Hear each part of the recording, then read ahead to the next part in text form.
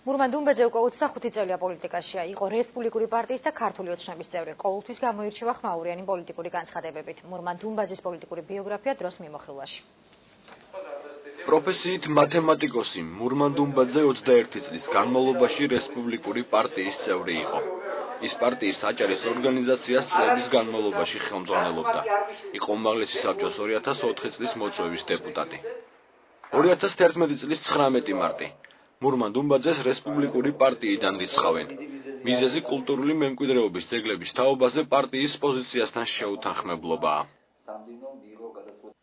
გაირიცხოს მურმან დუმბაძე საქართველოს რესპუბლიკური პარტიიდან წესდების დარღვევისათვის, რაც გამოიხატება შემდეგში.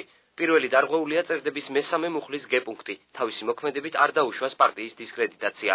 მეორე დარღვეულია წესდების მესამე მუხლის გ-პუნქტი, მონაწილეობა არ მიიღოს პარტიის პოლიტიკური კურსის საწინააღმდეგო საქმიანობაში. მესამე დარღვეულია წესდების მესამე მუხლის ა-პუნქტი, პარტიის წევრი მოვალეა დაიცვას წესდება. მე პარტიის, ასე ვთქვათ, სამოქმედო კურსის წინააღმდეგ წავედი იმის თაობაზე, რომ უახლოეს პერიოდში იგეგმება თურქეთ-საქართველოს შორის ხელშეკრულება კულტურული მემკვიდრეობის დაცვის თაობაზე. მე საკუთარი აზრი გამაჩნია ამასთან დაკავშირებით. რესპუბლიკურ პარტიას აღმოაჩნდა სხვა პოზიცია. შესაძლებელია ამას მოყვეს ერთ-ერთი უმძლავრესი ფლაგმანის საქართველოს რესპუბლიკური პარტიის აჭარის ორგანიზაციის პრაქტიკული დაშლა. პარტიას დუმბაძესთან ერთად მისი თანამოაზრეები სტოვებენ. მათ შორის ავთანდილ ბერიძე და მედეა ვასაძე. 2011 წლის 15 აპრილი. საზოგადოებრივი მოძრაობა ემსახურეს საქართველოს პრეზენტაცია გაიმართა.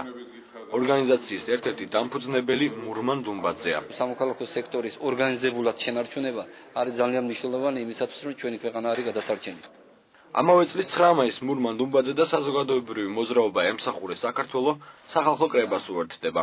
საზოგადოებრივი ორგანიზაცია ემსახურეს საქართველოს შეუერთდა სახალხო წარმომადგენლობით კრებას.